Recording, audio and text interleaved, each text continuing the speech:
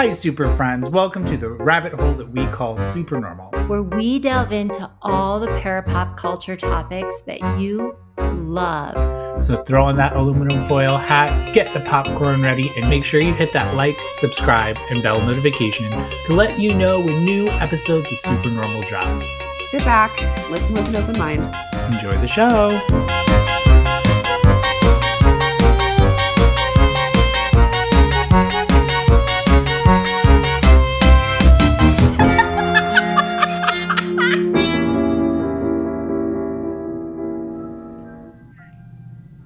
Just listen to what is Awkward. It's the sound of my childhood failing. I'm being haunted by my childhood right now. When are we not? Jesus. Like, honestly, when are we not haunted by our childhoods? Yeah. I don't know. Speaking of haunted. My inner child just left. It said it's out of here. It's sold out. It's done. You know, one thing that we've never been good at SUPERnormal is our opening, but I think that was the perfect opening. So welcome to SUPERnormal, everybody. And today we have another amazing guest with us, Michael Scott. He is our paranormal expert. He's done a lot of paranormal videos, and I can't wait to, and investigations and all of that. And I would be so remiss in just like talking and introducing him more, because I want to hear you talk, Michael. But tell us more about like your journey and how you came into all of this and all of that fun stuff. Let's see. I think I just started out as a weirdo, like everybody else. like, you know, I was the kid that just wanted to hang out in graveyards, and I was obsessed with ghosts and horror movies and anything spooky, Halloween, and I think that's kind of what led me into going to creepy abandoned places looking for ghosts. And then it turned into more than a hobby and a YouTube channel, and you know, dabbling in mediumship with Megan and Michael, and I don't know, it's been a fun journey, but to tell you the truth, like I haven't done it for a little bit. I started going back to school, but I want to get back into it, definitely. Mm-hmm. Was the last time we went together? I think so. We went to the Whaley house? Yeah. That was a shit show. It was. That I don't know what happened, but it was a mess. Can you guys talk about it? Yeah, sure. It's like I'm there. Yeah. So me and Michael and Joey, Ghosting Joey, and my friend Miranda Francis, who is now a holder of a master's degree in I always get this wrong. Philosophy, not psychology, in philosophy. We all went to go do a paranormal investigation of the Whaley house just for funsies, because I just want to say this right now very, very clearly to people. I don't particularly believe in haunted houses. I believe in residual energy of past people that may be leaving energy there, an imprint in the psychic space, just because that happens, right? Living people do this. People that were living do this. And then I also believe in spirits being able to come to communicate where you are, because you're seeking that, because you're asking them to come to communicate with you, and they're intelligent and they can do that. So that's my first caveat here. So we went to go to the Whaley house, and you can't necessarily just like get the Whaley house for yourself unless you have like a really big channel, right? Or you're doing like a big TV production. But what we did was we did like a special night where they do like, you know, for X amount of money, you can go in with a special investigator, which they have, that they provide as like a tour guide and information around the Whaley house. And so we did that, and they give you equipment. But it was like, you know, he spent a lot of time talking about equipment that everyone on, except for one person, didn't understand a lot of this stuff about the equipment that was used for the paranormal investigation. So he spent a lot of time taking up time doing that. And then when we were in the house, he would come and interrupt what we were doing, which was super annoying, but also hilarious. And I do have some footage of that I may end up sharing here of like, I was doing the Estes method. So we have to talk about what that is. So in paranormal investigation, there's all different kinds of methods and gadgets and things that cost thousands of dollars that I know Michael has invested, in all these kind of different ways to try to communicate with spirits. And I have my own equipment and they had some. Anyway, the SS method is when you use a spirit box to see if a spirit can come through to give intelligent communication using the radio signals that are coming through, and they're cycling through very quickly. So it's like pieces of radio signals, and then you're listening for something that sounds actually intelligent or to the questions you're asking. So with the SS method, a person is sitting with headphones on listening to the spirit box, and then there's an outside person asking the questions to try to make it a little bit more how would you say, like a little bit more believable, a little more evidential, a little bit more intelligent.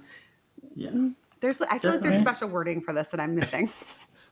I think it's just, like you said, more intelligent. It's more evidential when you're getting appropriate responses to the questions you're asking. Yeah. And you and I have had good success with this because we've gone to a couple different places together and we've done this together. And there's been some good things that have come through when we've worked together like this. But at this time, Miranda was the one asking the questions and I had the headphones on, and the guy came over and he was like, "Is it you? Like, is it you? Who's the guy that hung there in the house?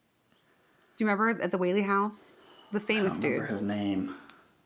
John Johnson? No. You have a He's a hung, shirt but with not his like name. that. That's not what we meant. We're talking about someone in the Whaley house that prior to the Whaley house being there as a house, this was where they executed prisoners. And so there was a gallows there where the stairwell is. And a lot of people report feeling certain things at that place. And God, what is his name? He's like so famous too. Everyone talks about. Anyway, but he was like, "Is it you?" Blah blah blah, and like just interrupting the session and just being so loud and annoying wherever we would go, and we were just like, "Oh my god." Yeah, it was definitely, it was not a good experience. Especially in contrast to the first time I went there.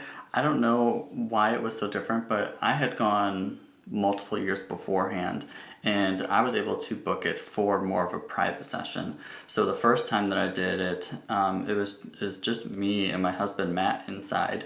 The person, or like the what are they called? Docent. Yeah, that was supposed to be there and show us around. He just stepped outside. He's like, "You guys, if you want me to be in there, I can. If you want me to step outside, it's fine."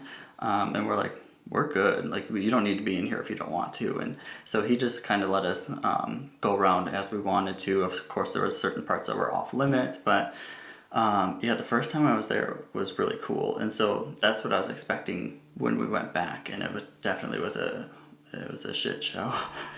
Yeah, it was, it was still fun to be together, right? Like for me, doing paranormal investigation is fun to be with the people I like to be with on those kind of investigations, like you or like other friends that were interested in this, and just to see what happens, right? For me, it's always an experiment.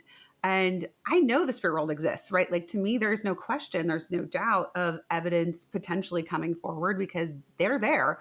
And again, they're not stuck, but like they can come and communicate. Or maybe we're just picking up on something that's just sort of residual in the energy that's coming through. And that's kind of interesting too, to even be like, oh, there is a difference and here's some evidence to show that, right? Oh, I was going to say the Whaley house was interesting. Matt and I went to the Whaley house, but we did the public tour. Yeah. Ooh. And oh yeah, they did like all the, like they would stomp and like slam a door and they'd be like, "So," and they would like try to like scare you as part of like the lore and all of that. But I think like that's a lot of what happens in a lot of these places is that there's a lot of adding on into a lot of the stuff that goes on there. And almost to your point, Megan, and I'd love to get your take on this, Michael, is a lot of these places is it the spiritual energy we're feeling? Is it the residual energy that we're feeling? Or is it the human folklore and the stories that keep on getting built into these places? Mm-hmm. You know what's funny? I think it's sometimes, like I'm kind of with Megan where I don't really believe spirits get stuck somewhere. I do think there's a residual energy, and I think there might be like psychic energy from like other people around you, and the other part of it I think people experience when they go to these places is their own fears sometimes creeping in, which can make the experience a whole lot different.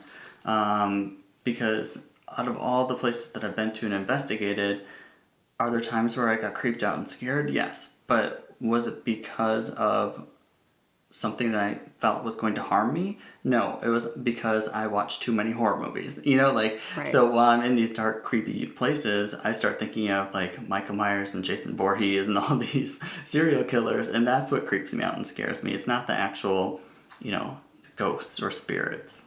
Mm-hmm. I believe in haunted houses, except I don't believe in necessarily haunted houses. I believe that like spirit likes to haunt like Hooters because they like the $9.99 wing basket, but I don't believe in like trap spirits. Oh, so you've encountered a lot of spirits at Hooters then? Oh yeah. Mm-hmm. Single dads all the time. Mm-hmm. Yeah, you mean the kind of drinking spirits? Yeah, there you go. You got it. I led you there. We're good. Yeah. I think that was like very similar to the Stanley Hotel. Like when we went there, people were intensifying it because it's known for something. Mm-hmm. And I think that's what's really hard about investigating a place like the Whaley House or the Stanley Hotel, is that if it has some sort of legend to it, people amplify that. And no matter what experience that they have, I think my dogs just got scared. But no matter what experience that they have, it's going to get tied back to the lore. So it's like, how do you like filter that out? Add a tour guide that's annoying, and it makes it difficult to investigate it. Well, what I want to know, Michael, is like, when you first started doing paranormal investigation, did you have a different perception or mindset around investigating, like until you started doing development for mediumship, right? And then having your own personal experiences with spirit, like did that change how you went into investigations and like your mindset around it? Yeah, I think my experiences and beliefs while investigating have changed a lot since when I first started. Because when I first started, I was unsure if there were things like demons or negative entities. And, I had watched all these different ghost shows and horror movies. And so I thought going into these places, this demon's going to come after me. This one's going to attack me. There's going to be this dark entity. But the more and more that I went to these places, I never experienced that. Yes, I would experience, ghostly activity or, experience weird things, but I never was scratched or hurt or harmed. And so once I wasn't experiencing those things, then my ideas kind of shifted to, okay, well, maybe these things either aren't as prevalent or don't exist or kind of are in people's own thoughts or minds while they're investigating. To where now when I'm investigating, even thinking about a demon being there is not something on my radar at all. There are times where I do get spooked or scared, but I know that's my own thinking mind that comes into it. And the reason I did go into mediumship with you and Michael is I never really wanted to do mediumship for anybody else. Like I was never really interested in doing sit down one-on-ones, that type of mediumship, but I wanted it more for like a tool to use on my investigations to feel if something was around me, to maybe pick up on different names or dates or anything that I could, to write down, jot down, and then take back later and look and see if any of this stuff could be validated. And so that's kind of why I went into the mediumship journey. But yeah, and that did end up happening for you, right? Like I know you told me examples of that. So can you talk about that? Yeah, so especially like we had gone to, it was Waverly Hills, and I can't remember the exact name, but I remember it was after I'd started developing with you guys, and for some reason I was just open to the experience while I was there, and we were walking up the stairs, and just out of nowhere a name popped into my head. And it was weird because it wasn't like a name that I'd heard while I was there or, anything that was on my mind. And so I just, kind of remembered it. And when I went back home and looked, then it came up that name was like one of the, I can't remember if it was like, it wasn't like a warden, but more of like a supervisor type person that used to work there. So, I mean, that was a really cool experience and something to, really validate that some of that information coming through was, not from myself. Yeah, that is really cool. It's amazing. What are some of your favorite places that you have investigated? And why are they your favorite places? I loved going to Waverly Hills just because, not necessarily for the ghosts of Waverly Hills, but I just also really enjoy being in like abandoned, kind of rundown, old asylum type feeling buildings. And it's just so huge that it's just kind of like really cool to walk around and be in there. McIntyre Villa is another one of my favorite ones, and the owner is just so cool there. But it's like two different experiences because McIntyre Villa, she has it, I wouldn't say restored, but it's just everything in there is so nice and built up, and it looks like it's a functioning home. But we got some really cool evidence while we were there too, and they put it on that TV show Paranormal Caught on Camera, so that was kind of cool. But yeah, those two are some of my favorite places that I've been to. That's really cool. You've been on, like, they've used footage like several times from your investigations, haven't they? In different, like, what are some other ones? So they used it twice. Well, so for the show Paranormal Caught on Camera, they used our investigation at the USS North Carolina battleship. And then on another season, they did the McIntyre Villa. But then I had another show reach out to me, and they just wanted to use some of my footage for a documentary they're doing on like the 10 scariest homes in America or something like that. So I think it's on Hulu or Amazon Prime. I can't remember. Number one. It was number one. Spoiler alert. Oh, you were? Yeah. Sorry. You were number one? Yeah, it was the most haunted home in America. You were. Yeah, it was him I physically, haunt you, though, though. not the actual house. It was him. Yeah. Yeah. So, like, my question to you is: you've had all this development. You've been having amazing experiences through your paranormal investigator. Like, watching television shows. Do you like? Can you not do those? Because I can't. I can't watch them. Being a medium. I don't watch anything paranormal related on TV. You know, if I do, it's just for fun. But like as far as paranormal investigation shows, I don't watch anything. I don't even watch, unless it's somebody that I'm friends with on YouTube. I don't even watch investigations on YouTube either because they're just so full of shit all the time. Yeah. Like They it's like to make up their own stuff. yeah. Did you know that? I was like watching a show. I'm not going to mention it now, but it's the lady was like, No, I'm sorry. no, it was not good. So she was talking about like you're going to need a living medium and you're going to need a dead medium to help cross the spirit over in your home. I was like, what's a dead medium? We're just thinking that up. So like I've now vowed I can't watch any paranormal stuff because it really gets to me. It's so full of shit. Like, it drives me crazy. For anyone that actually know, like, any legit medium, right, that's gone through development, that really knows their stuff, or anyone that's, you know, really well educated in the paranormal world, they know that shit is just, it's for views, right? It's for views. And, like, you know, Michael, you have had your own experiences, and I want to hear the tea on this. I'm sorry, but I'm going to make you talk about it. But talk about the tea of, like, the things you've experienced with people coming into the field, how it's changed, and what you saw them doing in result of just trying to get views.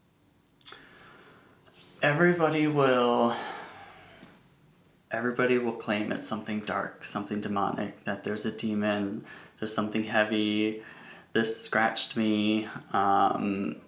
It's so ridiculous. It's so ridiculous. And, you know, I've investigated with people that I thought we kind of had the same ideas, same views, but you know, then I start to see things that they're doing and that I don't agree with, and I don't know, it just leaves a bad taste in your mouth after a while. And it's another reason why I started to distance myself from like YouTube and social media and stuff like that, because I felt like it was almost where investigating wasn't as fun anymore when I was watching so many other people, you know, fake so many different experiences.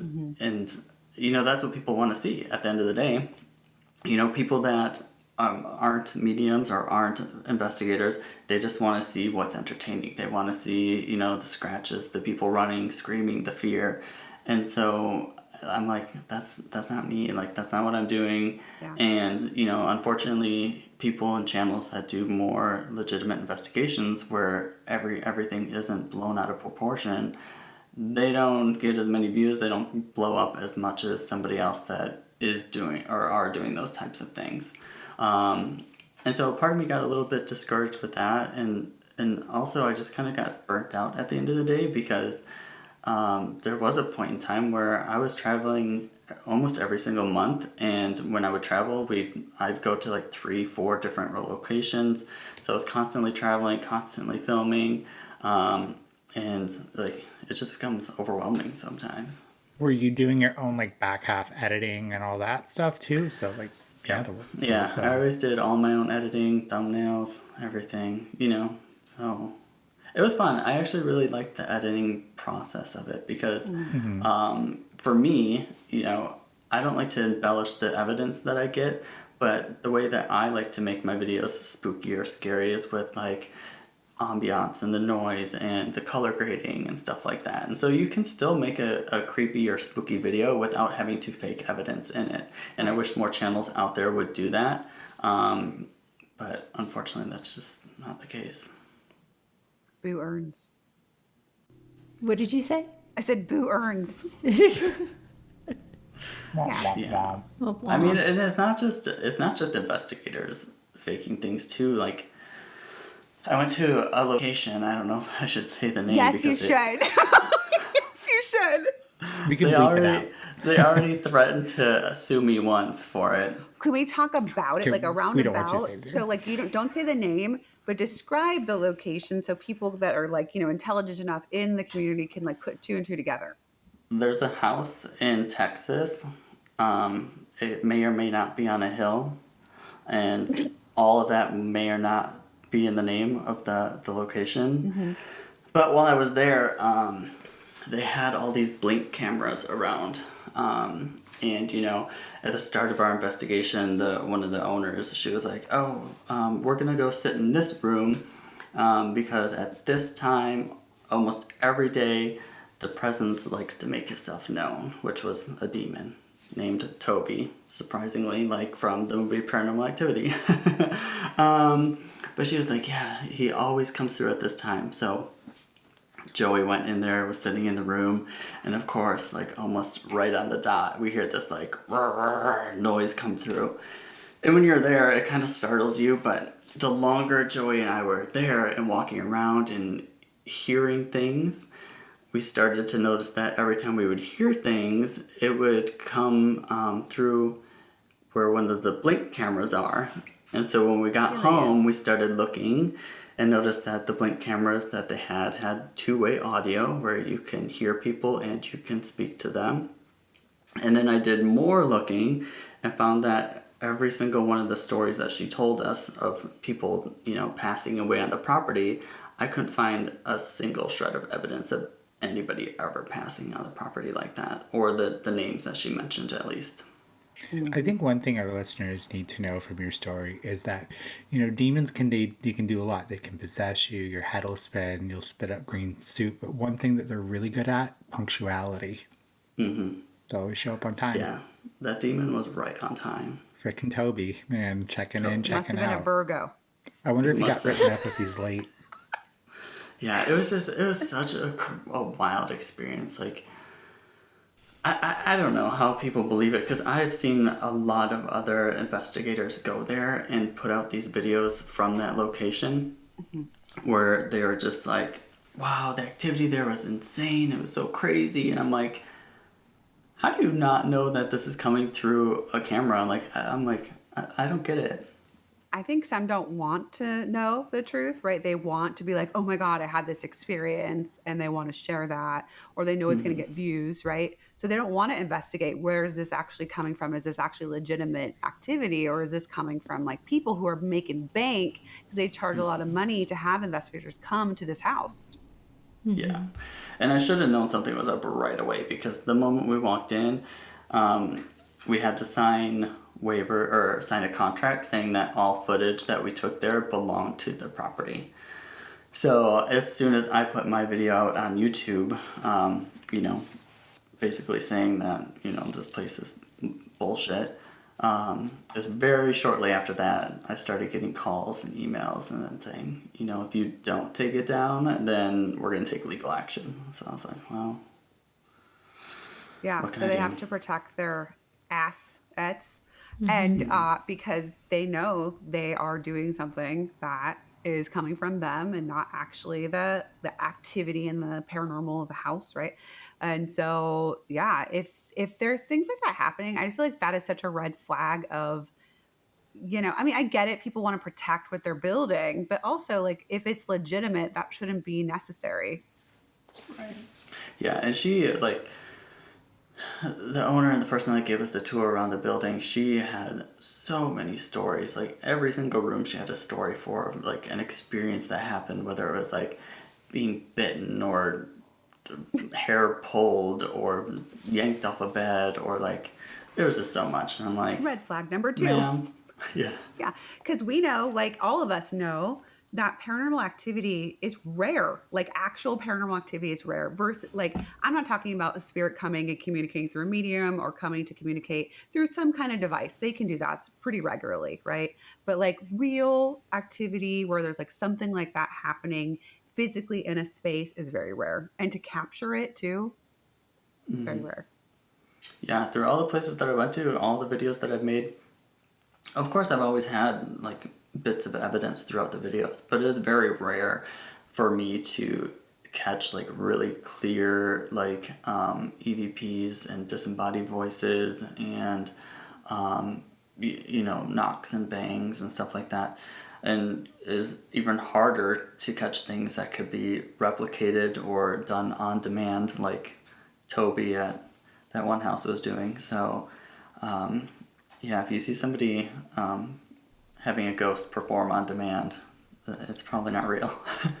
Unless it's on time, Toby. I mean, he's a On time, rarity. Toby. He On won time, Ghost, Toby. Ghost Spirit Employee of the Month. Yeah, he didn't get that for nothing. I won't say their name, but somebody that Matt and I know told us a story that they were on a paranormal show and they were encouraged to act things up and to make things bigger than they actually were and to like pretend and do some things. And they quite frankly said, no, I'm not going to be doing that. And it got pretty ugly. I mean, the pressure, I think, there's a lot of money that goes into some of these bigger productions and things of that nature. And there's a lot of pressure to like create an episode. And I don't know, even just like, I think for you, Michael, like, you pay all this money to travel, to get in, a hotel and all of that. You want to have some kind of content from it. And so it becomes this little machine. And then the integrity goes away from it because we've got to produce a product. We got to produce a product. We got to produce a product. And it's very easy to figure out why people do what they do, right? You just have to follow the money sometimes. I did the math. It's a $7 billion industry a year. So if you don't have spirits performing on time, nobody's going to watch. And if nobody's watching, you're not going to get people that sponsor you or people that put commercials in there and like help pay for your stuff. And then the network doesn't get paid. So yeah, even when we went to the Bracketford Manor, I don't know if he was the owner or just showing us around, but he was saying when Ghost Adventures was there, there was people on the roof and just all this crazy stuff to make extra noises and bangs and knocks and That is so annoying. It just makes me crazy because, for me, I watch it because I want literal truth. I want actual evidence, right? I don't want it played up. I don't want makeup stuff. I could watch any fake movie for that, right? Like I know that that's not going to be legitimate. If I'm watching something that is supposed to be evidential information being provided through these like paranormal investigations, that's what I want to see. You know what I mean? Like I don't want all the other bullshit. yeah, same. Yeah, and that's what's frustrating about, I would go to a lot of places, like even the Sally house where, so many people have gone and, they claim that, there's a demon there or that Sally is actually the demon or, whatever they want to say. And I've been there 2 or 3 times now, and never saw a demon, never encountered one. You know, I had some experiences that happened there, but they were mild and nothing, you know, out of the ordinary or that I would say is negative or demonic. But seems like every single other person that goes there has some crazy story to tell. Well, what did you experience? Honestly, not a whole lot. I did have, in one of my videos, I did catch some good disembodied voices. There was like, it's what sounded like a child giggling in one and another voice. But other than that, I did have the lights go out on me once too, which was kind of cool. And it actually happened while I was doing a live stream. I think it was a live stream on Instagram, but I had saved it and put it in that video of the Sally house. And I was walking around talking, and the light had gone off by itself. And then I'm trying to remember if it went back on or not. I can't remember because it was so long ago. But yeah, and it was just all of a sudden out of nowhere, the light just went, boom, went out. And I'm like, did the light just go off? Like, did that just happen? And, you know, the light hadn't been switched or anything. So that was kind of cool. But Yeah. as far as anything scary, nothing real scary there. I think probably the scariest things really is like going to certain locations where maybe it's not super safe, or maybe like the environment isn't so great. And I know like we went to one place together where the environment there was really dirty and smelly and gross, and it's kind of scary because of the person that owned the place, because of his energy and like his sort of vibe was also kind of off to me. Can you talk to us a little bit about like places you've gone to where you've had weird experiences, more to do with like just like the location and like things you've experienced versus like actual paranormal activity? Yeah, we went to oh shoot, what was the name of the hospital? And I can't remember the name of the hospital. There's a hospital in Texas that's popular that people go to. But we went to go investigate there. I'll have to think of that name later. But it was literally swarming and crawling with cockroaches the entire time we were there. Every single room, whether it was on the second floor, main floor, or the basement, cockroaches everywhere. And so, like, the moment we walked in, I'm like, where am I going to put my stuff? I'm like, I really do not want to set it anywhere in here. And that's kind of, it's like that a lot of the places that you go to. They're, you know, since it's just like one owner and they're kind of keeping the place off of like investigation fees, there's not a lot of like money to upgrade them or, you know, enhance the features inside of it. So a lot of times you're going and there's like mold and mildew and insects and cockroaches and spiders, and sometimes it's just really nasty. But at the same time, it's a really cool place and you hear a lot of things about it, so you want to go see it for yourself. But yeah, sometimes all you see is dirt and bugs. Well, what about other humans that sometimes show up to paranormal investigations with unsafe items? You know, what are you referencing? Are you referencing? Yes. Or what are you into? So I'm referencing people showing up with things to protect themselves in at investigations that may make other people feel very unsafe. Yeah. People are weird. People are the things that you really have to watch out for. Yeah. And big animals. And big animals, Yes. yeah. You never have to watch out for the ghosts. Like, I was never afraid of the ghosts there. Like, you know, some of the places that I went to that were abandoned, especially, like, I was never afraid of the ghosts there. I was afraid of, like, people that might be there or wanting to hurt me, that have knives or guns or, you know, that type of thing. Like, there's two, well, we went to this place, what is it called? Something Canyon. But it's not far from my house, and I brought my husband there, and we went up to the top of this. It was the end of a water tower, like up by a water tower, and we're up there because people said that it's haunted up there and all this activity happens, and so we're up there, and we're playing with my spirit box and stuff, and all of a sudden we noticed like these headlights off in the distance, and we started to hear what sounded like an ATV coming, around the corner, and we noticed it getting closer and closer and closer, and then it literally started coming straight at us. So here we are, like hauling ass down the trail back to the car because these people are chasing us on ATVs like down the trail. So it's never ghosts that I'm afraid of. It's the people. That's how I exist in life. I'm not scared of spirit. I'm scared of people. Yeah. If I had to choose between the ghost or the bear, I'd choose the bear. Because then I get to be a ghost. Definitely. No, I'd choose the ghost. I'd choose the spirit. What are you talking about? Then I'd have friends forever. There you go.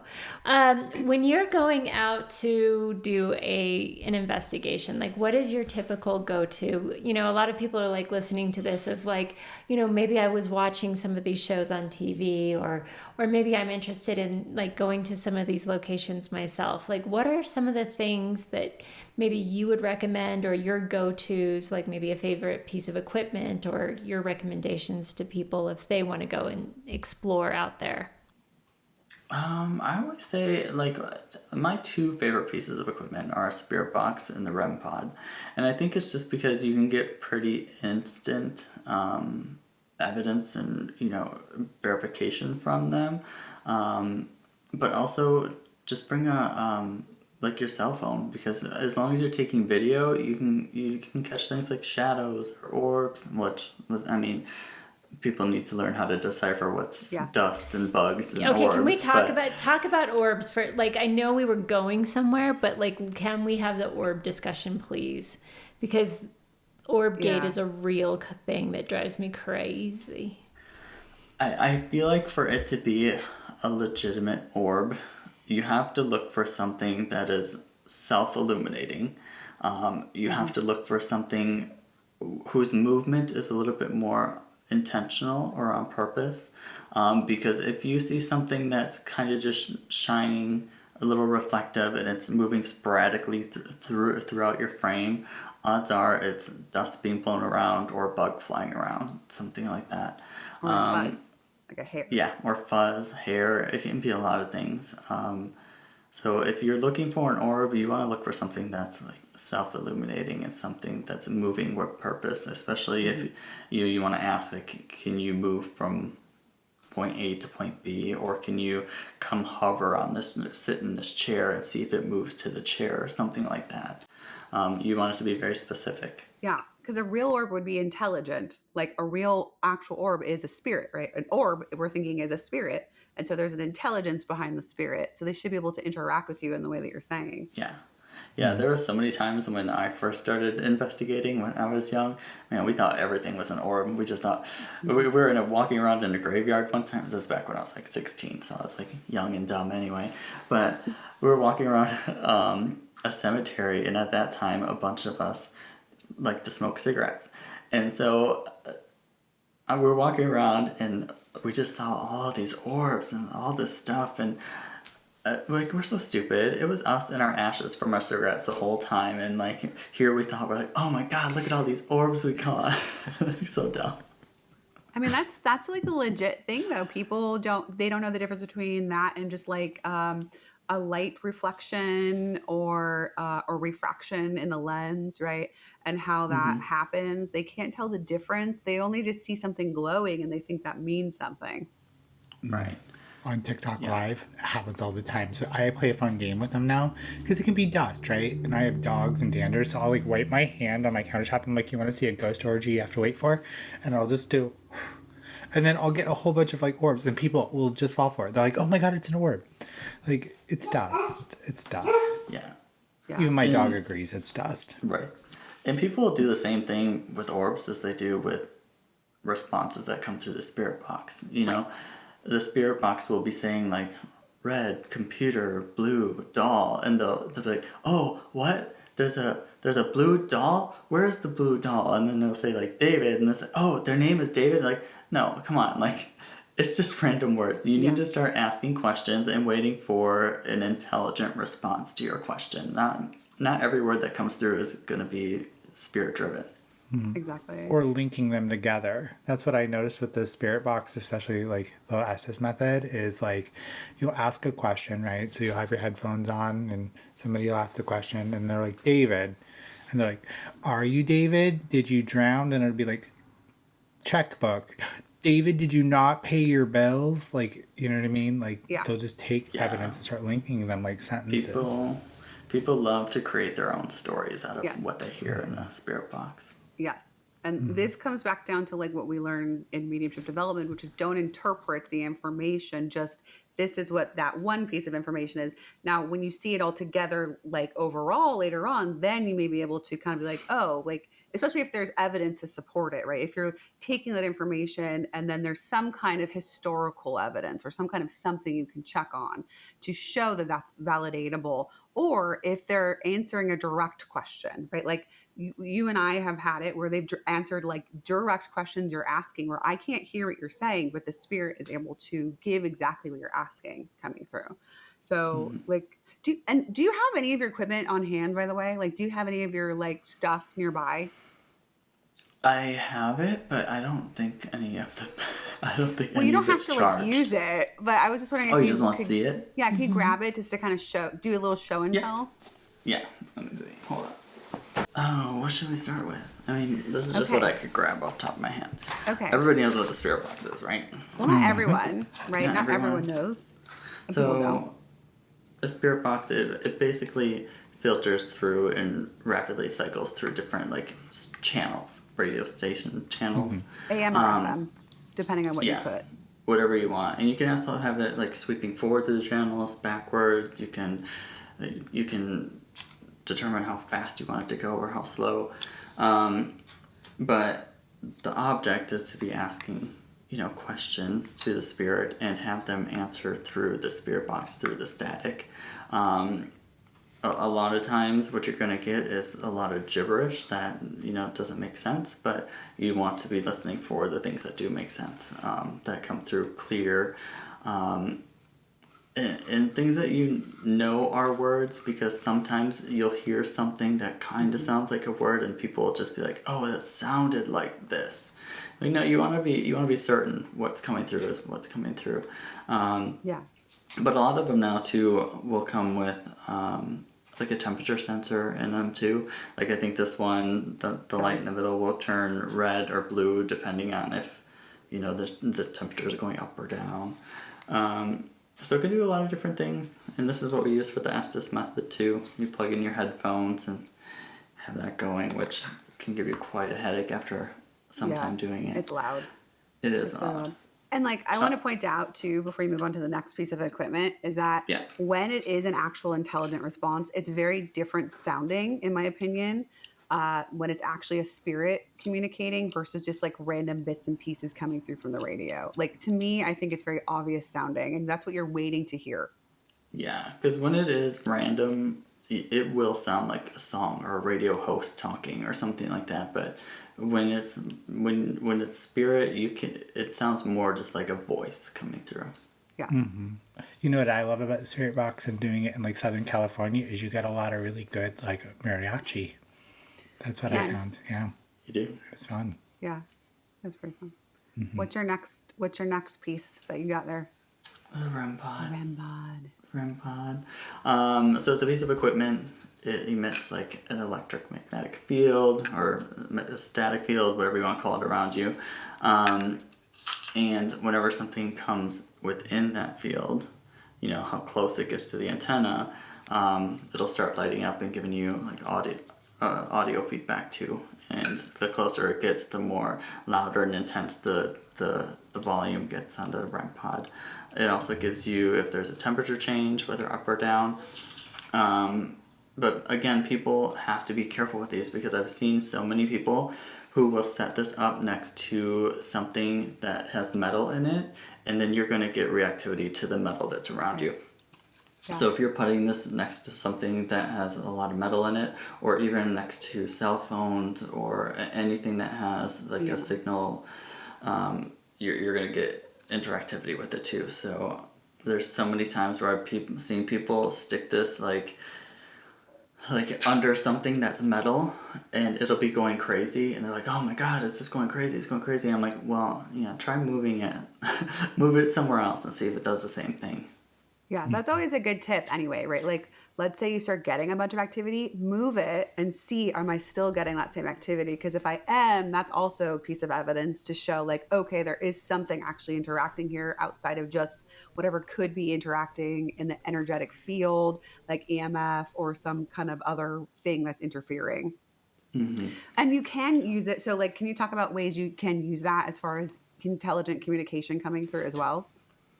Yeah, like a lot of times you can use it for like either yes no answers sometimes, like whatever you're asking, if you want the answer to be yes, step towards the REM pod if it's yes, move away from it if it's no.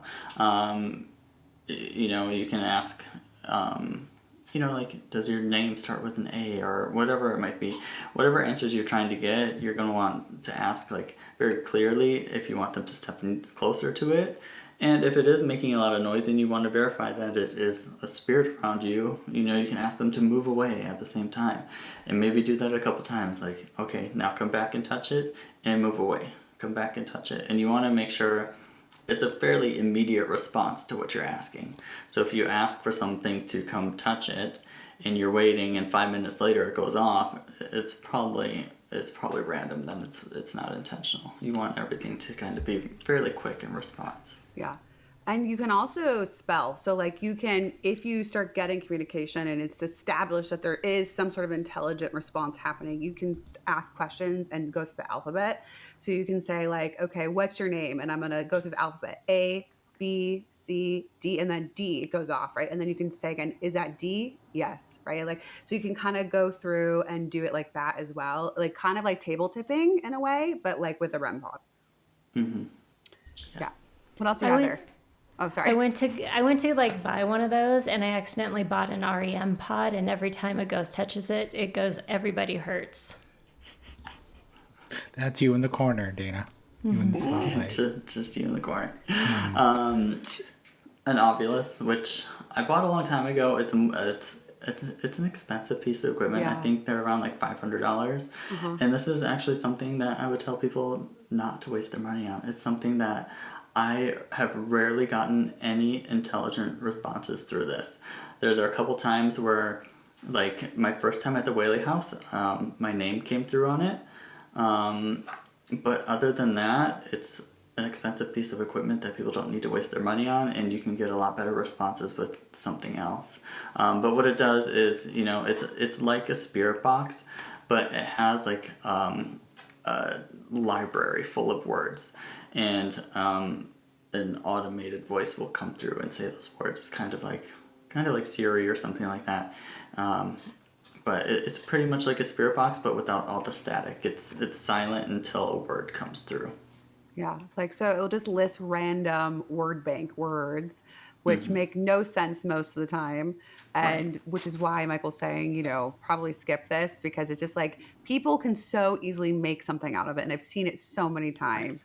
And like we can compare that to some of the ghost box apps that they have, where it's exactly the same thing, where it's not an actual spirit box using like radio signals, but they're using a word bank app where it's just giving the information of like words that are random, and they're like, there's a ghost here, oh my God, and like they make this big story out of it, and it's just like, no. So fun that Demon keeps coming up over and over and over on those pre-programmed apps, but and I've gone back and forth between the apps. Like, I was against them, and then I was for them, and against them, and for them. And, like, I tell people now, I'm like, if you want to use one, that's fine. But make sure you're listening for intelligent responses, and maybe use a second device, like, together with it. So if you're using the app and you're getting these responses, turn it off, and then use your spirit box and see if you're getting the same responses with it. If you're getting the same responses with both, then it could be intelligent responses. But if you're not, then, it might be coming through. And, the one thing I get leery with anything on your phone is because it could always be listening to you. And, I don't know the programmer who programmed it. I don't know if they programmed it to be listening to us. Our phones are always listening to us anyway, so you never know what's going to come through. So just use it with caution. And if you're going to use it, use another device to kind of like, you know, justify Fail-safe. what's coming through. Yeah. Yeah. Do you have your G4 or whatever that thing's called? Let me see. Hold on. I had something else to show Megan. What? Oh, no, show that first. Show that first. I was kidding. Yeah. This one is actually a lot cheaper, and it's just called, it's like a light box. And it's fun to use because when it's on, if something passes through it, it's kind of like a motion sensor, then it'll light up wherever it is. So if something were to pass through, then it just lights up. And I like things more like this because I don't feel like anybody has this program to listen to me. Of course, you're always going to want to do double checks to make sure nothing moved in front of it, you didn't move in front of it. You know, sometimes even your shadow going past can trigger it sometimes. So, but I mean, I think this is fun, especially when you're sitting and you have this in a separate room where you're not in, and then you can see the lights going off in that room. And you're kind of like, okay, what's going on in there if this is going off and nobody else is there? Yeah. So that's fun. Let me see. Let me grab the other one real quickly, okay? I grabbed two more things. I'll start with Okay. the one you were talking about. That one's fun. I can't remember the exact name of this. It was the G4 or something. I feel like it's that, something right? like that. So when you set it up and turn it on, there is like a laser grid that shoots out of this. And it tracks anything that goes through the laser grid, and it'll show up on the screen. So if something moves through it, you'll see it move through on the screen as well. And with the screen and the device, it can also tell if it's something cooler or warmer. So if it starts to get cooler, you'll see it lighting up blue on the screen, and if it's getting warmer, you'll see it light up red. So that's kind of a fun thing to use. I used it at, where was it? I'm so bad with remembering the names of these places because it was like a private residence that I went to use it and had a lot of interaction with it. But Did we have it at, well, I know we used it at the Queen Mary. Mm-hmm. And then we went to, what's his face's house. We used it there. we used it there, yeah. Yeah. Are we saying that name? Are we not saying that name? I don't even remember. What is the name of that house? You can say it, I don't care. I know the guy's first name. His name is David. I know that much. I should just bring up my phone to like that. What is that place called? It's so bad. My memory is so bad. Like I'm getting so old, and it's so sad. It's okay. It's allowed. All of us are. Felt. Yeah. I mean, I can't remember it. I'm like, I don't know. It's been a while. It's been like a few years since The we went. Omen House. Yeah, that's the Omen House. Yeah. Which, you know, like, let's be real. Like, he's claiming that activity is happening there from murders that happened down the street. Yeah. Like, so. I mean, we did have stuff happen there. I have to say, we did have some weird experiences there. I don't know where they were coming from or exactly what did. exactly. But it's a long stretch to be like, you know, Oh, yeah. it's the ghost of Sharon Tate or like stuff like that. Oh, for sure. And just while we're on the topic of naming things, the Yorktown Hospital is the one I was talking about in Texas that was full of cockroaches everywhere. Mm-hmm. It's still a really cool place. Like, I encourage people to go there because when me and Joey were there, we were on the second floor, and it actually spooked us quite a bit because we were on the second floor and we heard very distinct footsteps, like getting closer and closer, which almost sounded like they were getting faster as they were getting closer to us. And so we kind of like took off. And I went and looked out the window. There was nobody downstairs. I went downstairs and looked. There's nobody down there. We had locked ourselves in there. So it was really, it was a cool experience. I love when stuff like that happens because it doesn't happen often. Yeah. I love when the But- ghosts use the hallways like RuPaul's Drag Race runways. I love it. Yeah. Just Strut Just their stomping stuff. it out. They're really having a good time there. nice to see that spook. 10 out of 10. I grabbed one other thing too, and it's just like it's one of the like cheapest things that people could get to investigate with, and it's just a cat toy. Because I don't even know. I think the batteries are dead in this Okay. one, but Do you want me to get mine? Yeah. I get mine that Yeah. you gave me? yeah. Show us your balls, Do you Megan. have yours? Oh, okay. Dana has hers right on hand. Never mind. Perfect.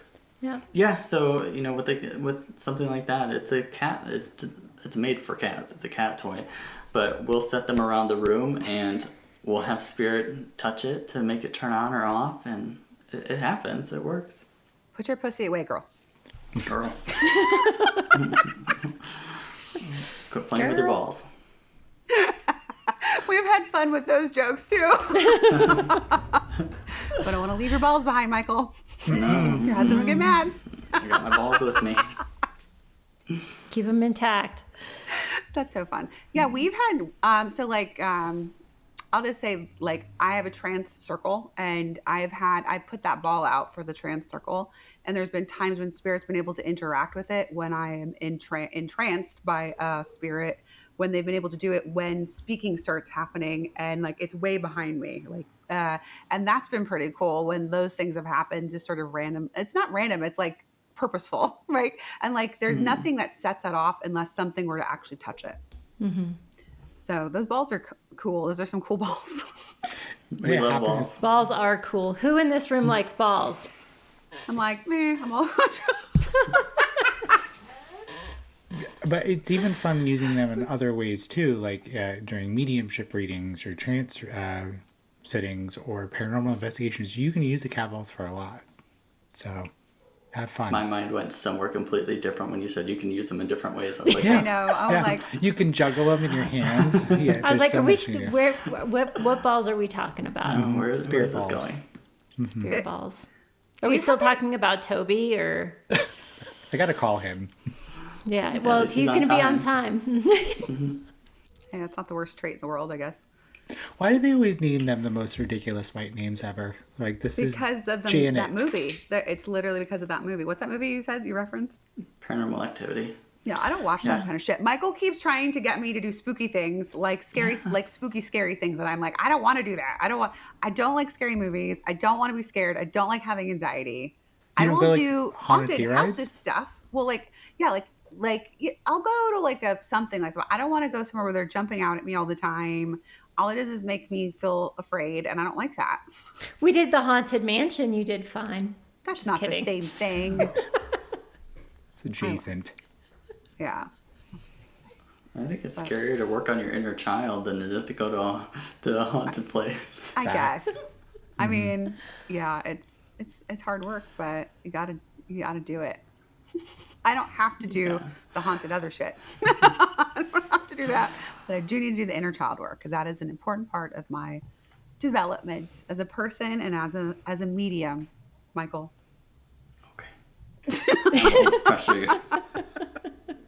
Okay. It's funny. I see Matt's little planchette pop in the back. Do you ever use a Ouija board, or have you used a Ouija board? And I don't know why I feel drawn to ask you that question, but I saw Matt's little planchette friend in the background.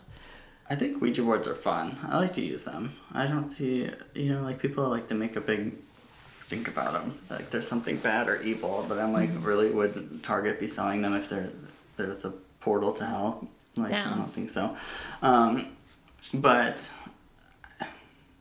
I don't know, like you can get some responses through a Ouija board, but you have to be careful on who you use it with, because there are people out there that will just move it around for shits and giggles. So you just have to be careful who you use it with. And I don't know, you can use it in ways that, like, if you have one more people doing it, you can have those people blindfolded so that they can't see what they're doing, and that makes it a little bit more reliable when you're using it. But yeah, you just have to be careful when using it, not because of Zozo the demon or anything like that, but or Toby. Or Toby. Or Annabelle. Because of the people that you're with again. Yeah, it's always the humans. We have to come back to the humans are the scary ones, not the spirits, really. Like, I think we had a whole episode about, Ouija boards already. If you guys have not heard that or seen that, go listen to that after this. But I think that it's important just to remember, if someone's going to go after looking for a negative experience or something scary, their mind can easily create it, right? And their experiences can easily be misinterpreted, right? Just like we're talking about the information coming through the spirit box or going to a haunted house and like their own paranoia making things a certain way. And so we always have to remember that in the interpretation of or the conclusion of what someone's telling you from a haunted house or from a Ouija board session or for whatever, understand where are they coming from when they're talking about it. Mm-hmm.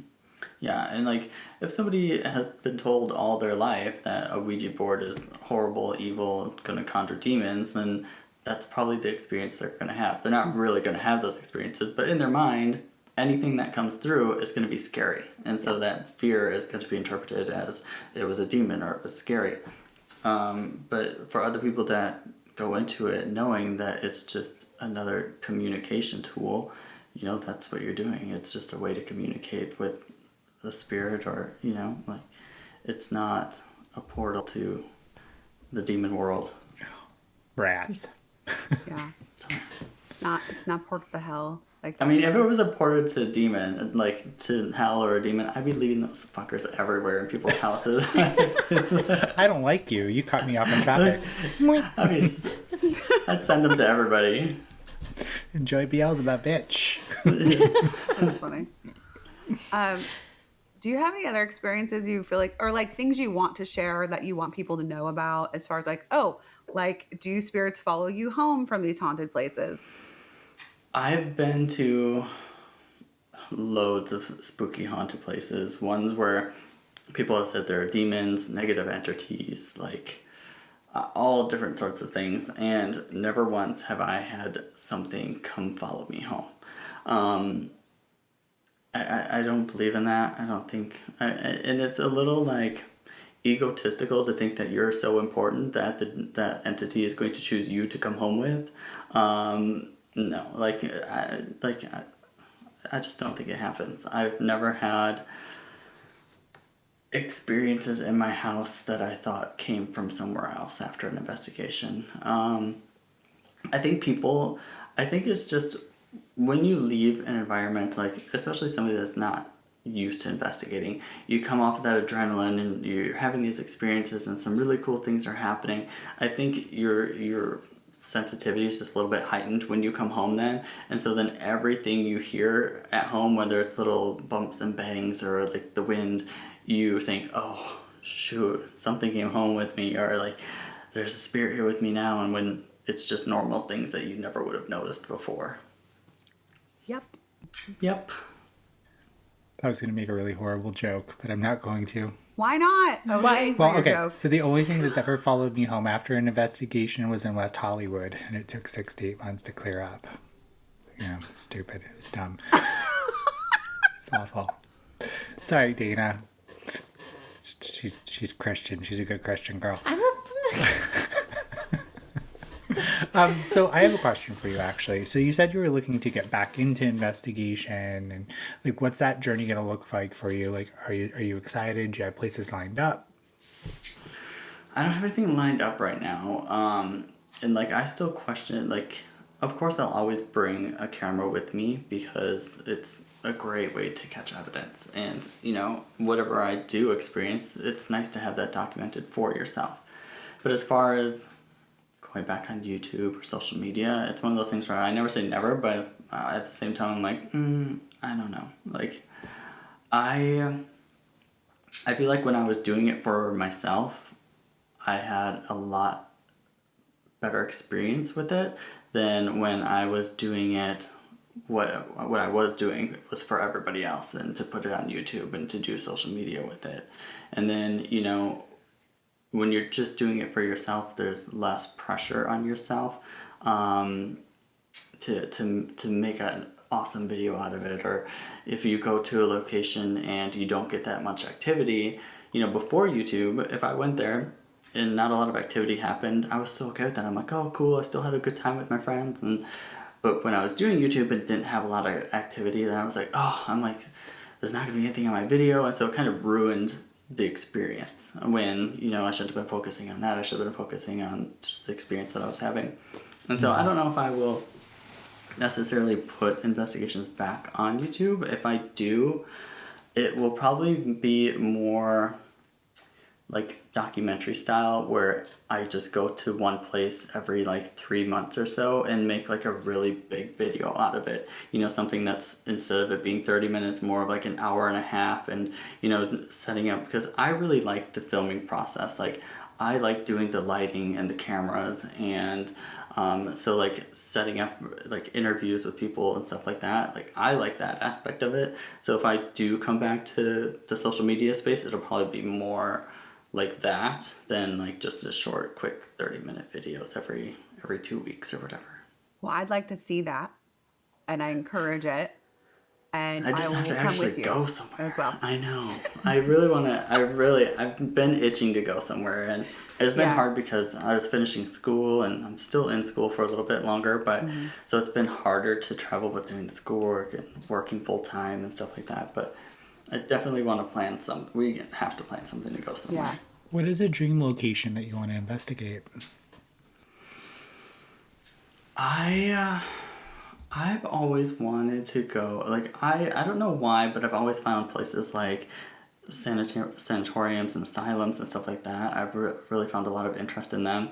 So I'd love to go to, like, Trans-Allegheny Lunatic Asylum. I think that'd be a really cool location.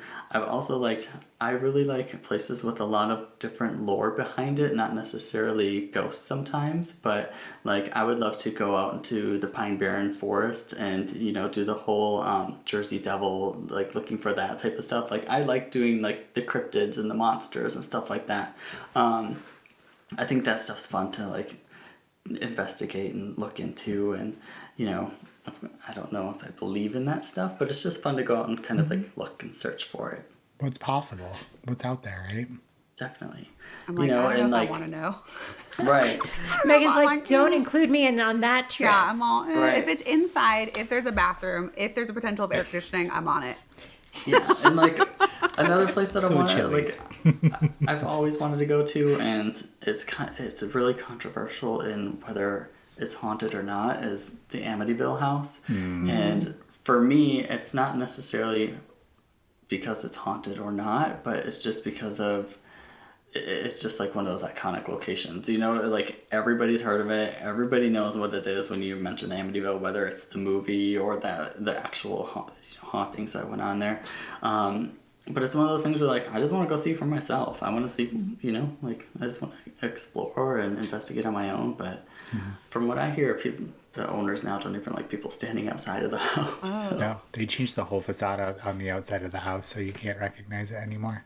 Oh, interesting. Mm-hmm. So it's not like the Conjuring house where they're like, come on and investigate. Well, and even that's gotten weird now, because that was something that was going to be. I wanted to do that, but now that's all weird. So we'll see if the owner stays the owner or what happens with that and that whole weird drama going on there. Mm-hmm. Mm-hmm. Spirit be firing everybody up at these mother chuckers. Yeah. I was supposed to go to the Conjuring house, and then COVID hit, so I ended up not going because I had COVID. Oh, wow. We were supposed to go right around when COVID was happening, and I got COVID like the week before we were supposed to go, so I was like, no, I can't go. Well, we'll have to see if we can eventually go. Again, I don't really believe in haunted houses, but again, I have fun just going for fun's sake. You know what I mean? I'm not trying to prove anything. That's the other thing is like, I think going without being like, I have to prove something, and just being like, this is what my experience is, whether I have something that happens or nothing that happens. This is just what it is, right? Mm-hmm. Don't have an investment. Like, and that's the hard part is like, because you invest so much money and time, it's like you want something out of it, like you were mentioning before, but like, it's like you can't go in with that kind of mindset. You just can't. Mm-hmm. Yeah, you definitely have to go in, like, now, if you're going to go to an investigation, you have to go into it just thinking, like, I don't care what happens. Like, if something happens, cool. If it doesn't, cool. But I'm just here for the experience and the ride. Like, and, you know, and a lot of times the places that you're at have a lot of history and lore and whatever to them. And that just makes it fun in itself just to explore the property. Mm-hmm. Mm-hmm. I agree. Like, I don't know, like that one place, the Axe Murderer House, is that the one you're talking about, the whatever Manor? Oh, the Blisk Axe Murder House? Oh, yeah, that one. That's where I'm like, I don't really want to go there because there's like, I don't really like thinking about all those poor people that were murdered there and those children and all that. For me, that would be like, I'm not afraid of spirits, right? Like, I don't think there's anyone haunting that place, right? But like just being in that space where all that sort of like nastiness happened, like I was like, I don't know if I want to do that. Yeah, and that's a place like the Blisk Axe Murder House is one of those places where, you know, it's well known and it's cool to go visit. You know, when you're there, like, there is kind of like just a sadness about it because of what happened, but I don't think it's necessarily like a spirit or something like that. But, you know, there's just like a happy feeling because when you're there, you're thinking about everything that happened there and how sad it was that so many people, you know, were murdered in that place. A whole family plus like other people that were sleeping over and a lot of children. Yeah, it was their family, and the two neighbors that were sleeping over, two neighbor girls. Little girls, yeah. Yeah. It's definitely sad. Yeah, that doesn't sound like a fun, like, let's go hang out. That's a and mood like, killer. Yeah. Well, people like to go to the one Lizzie Borden house, right? Like the Lizzie Borden house is a big deal too, and people were axe murdered there too. So, right. So you went there, right? I haven't been to Lizzie Borden, but the Axe Murder House. You know, and I did have some evidence that at the Axe Murder House that was kind of cool. We were sitting in the living room and we were trying to get the children to interact with us. So we were rolling a ball across the floor and rolling it around. And, you know, as we're rolling the ball, you hear through the spirit box like a voice say, "Catch it." And so that was kind of cool, you know, like so there is stuff that happens, but, you know, do I think, like we talked about before, do I think the ghosts are stuck there? No, but, you know. It's really interesting. Yeah. I will say I have seen a number of your videos on your YouTube channel, and they are very, very well done. And so I highly recommend everybody go check it out. What is your YouTube channel? Glowing Ghost Paranormal, and it's the same name for my TikTok too, but I don't know if my TikTok's on private or not. I think I gotta look, but my YouTube videos are definitely out there. Yeah, I highly recommend them. Yeah. I think I saw the one that you were talking about where it was the hospital or whatever. That was one of the ones that I watched. I was like, yeah, that was a good one. That was a really good one. Yeah, Waverly Hills was great. Yorktown Memorial Hospital was really cool. I really liked our investigation at the North Carolina battleship. That was a lot of fun too. And I don't know, it's just there's so many different locations that you go to that have just a lasting memory with you or impact, whether it was the people you were with or the evidence. And so every investigation is kind of fun in its own way. Mm-hmm. I agree. Well, I hope you get back to it. Because I said, I really did enjoy those YouTube videos, but do it because it's fun. And I think if I can offer anything to anybody, it is fun to go to these locations and just explore, but like let your bias go. You know, one of my favorite things to do when I go to paranormal locations or reported paranormal locations is don't research anything before you go.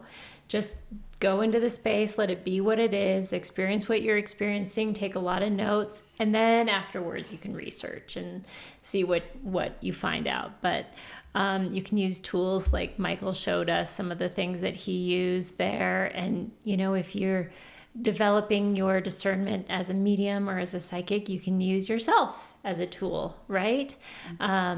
But that's part of the fun of going to those places is just seeing what you feel, seeing what you experience, but knowing that no matter what, we're safe and you're not going to get hurt by the spirit world or by the energy in those places or anything like that. But be careful of the other humans and who you decide to do these kinds of things with, because, you know, they can ruin an experience. The humans around you can ruin it for you. And only go to places that are actually safe, like the physical location is safe. Like, don't go to places that are not, like, you need to have permission to go to the places, right? Don't go to places that are run down where you could get hurt. There's been lots of investigators that have been hurt, that have fallen through roofs or fallen through certain places or have had really negative things happen to them because they made stupid choices, honestly, and just did human things. Not from the spirit world, but like, just like they had bad things happen to them because they were at places that were not physically safe for them to be at. So always be aware of that too. Yeah, and asbestos is never fun. No. Or mold. No, but Matt and I went to a location up by him where all you had to do was drive around and you could feel like, what was the place that we went to? Belchertown State School. Yeah, and I mean, you can definitely feel everything, but it's literally very dangerous for you to walk around those buildings because of like the chemicals and the asbestos and all of that. Like it would be very dangerous for you to physically go out there and investigate those locations. So and it's trespassing and it's things like that, but you can drive around the streets and stuff, which we did.